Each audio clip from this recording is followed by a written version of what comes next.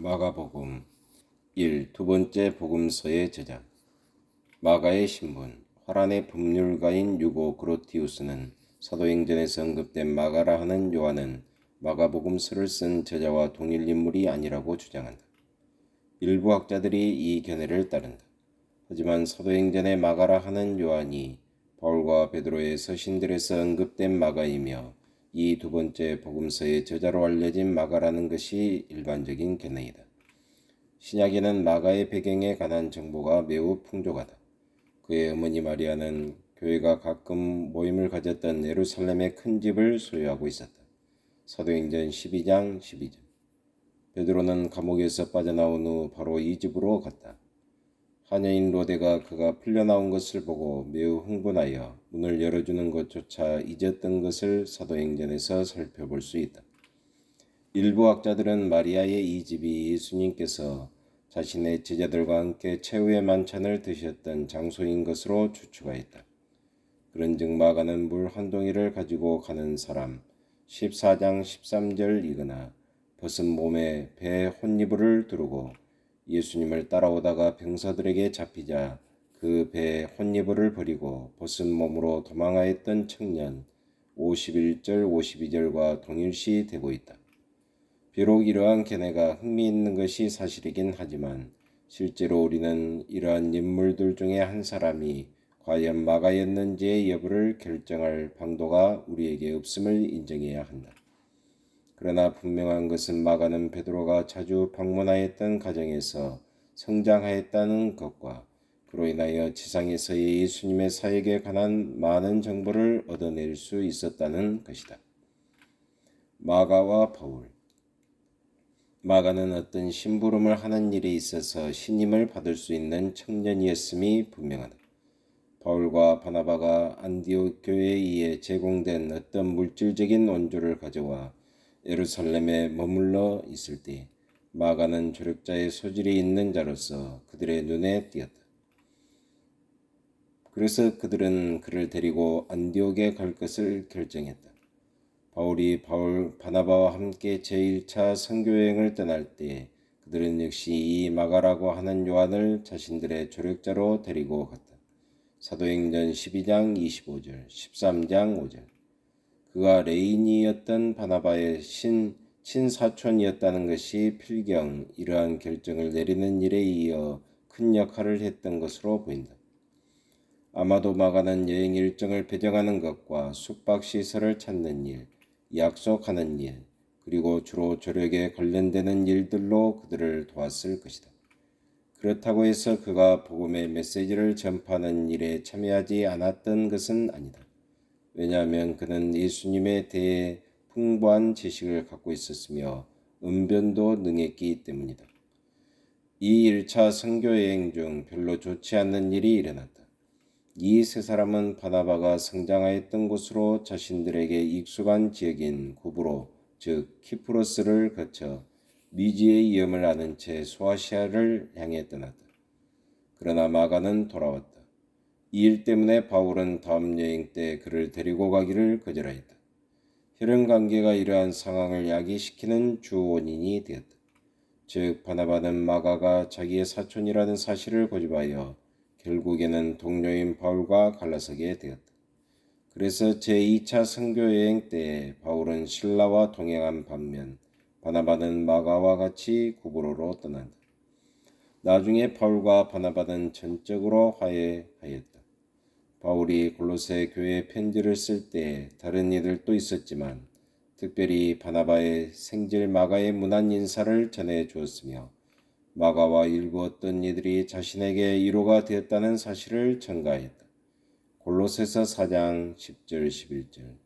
참조 빌레몬서. 로마옥에 갇혀 있는 동안에 바울은 디모데에게 소아시아의 어딘가에서 사역하고 있을 마가를 데리고 로마에 함께 올 것을 잊지 말도록 부탁했다. 왜냐하면 마가는 그에게 매우 유익할 수 있었기 때문이다. 디모데후서 4장 11절. 이러한 사실로 미뤄볼 때 마가는 바울에게 있어서 사회의 비서 이상의 훨씬 더 중요한 위치에 있었다고 생각할 수 있다. 예루살렘에서 최초로 모이는 회합에서 중추적인 역할을 했던 가정에서 성장한 그는 바울에게 그리스도의 활동 및 오순절 이후의 교회의 투쟁에 관한 모든 것을 말할 수 있었다. 바울은 다른 이들을 통하여 이러한 것들에 대한 지식을 섭렵해야 했었다. 또한 그 역시 복음의 위로를 필요로 했는데 특별히 이 생애 말년에는 더욱 그러했다.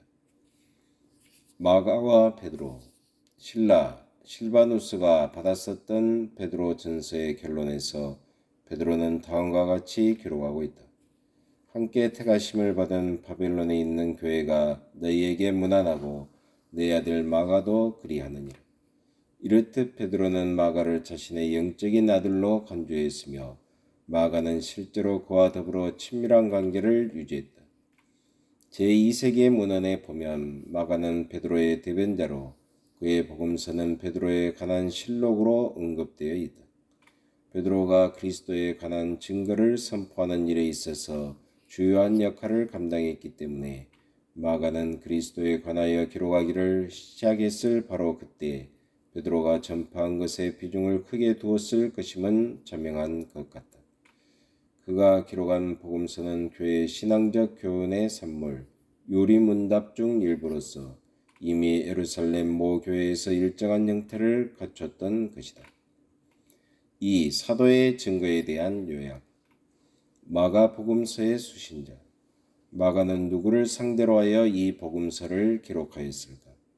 일부 해석가들은 베드로가 바빌론에서 마가 및 다른 사람들을 대신하여 안부를 물었다는 사실을 들어 이 복음서를 기록할 당시 마가는 로마에 있었다고 결론 짓는다. 이 견해는 정통적인 위치를 지켜왔다. 왜냐하면 바벨론은 종종 로마로 동일시되어 왔기 때문이다. 그러나 우리는 이상의 견해에 대해 섣불른 동의를 해서는 안 된다. 바벨론이라는 이름은 역시 예루살렘에 대한 언급일 수도 있다. 더욱이 지도에 표시된 바벨론으로 알려진 지역을 언급한 것으로도 얼마든지 상상할 수 있다. 베드로는 마가의 이름이 널리 알려진 것이 분명한 소아시아의 교회들에게 편지하고 있다는 것을 염두에 두라. 마가의 문체와 강조점. 마가가 이 복음서를 쓸 때 마음에 품고 있었던 목적 중에 하나는 본 요리문답을 가르치고 있는 교회들을 돕기 위한 것이었다고 볼 수 있다. 그가 쓴 복음서의 기사 가운데서 때때로 아람어를 보게 되는데 마가는 헬라어만을 아는 자들을 위해 그 말에 대한 번역을 덧붙이고 있다. 그 신뢰를 들면 다음과 같다. 그 아이의 손을 잡고 가라사대 달리다고 하시니 번역하면 곧 소녀야 내가 내게 말하노니 일어나라 하심이라. 5장 41절. 하늘을 우러러 탄식하시며 그에게 이르시되 에바다 하시니 이는 열리라는 뜻이라. 7장 34절. 그 당시 많은 유대인들이 헬라어를 구사할 수 있었다. 그 성읍에서 성장했던 마가가 두 가지 언어를 알고 있었다는 것은 의심할 여지가 없는 것이다. 하나님 아버지 참으로 감사합니다. 마가 복음을 배우게 하심을 참으로 감사합니다.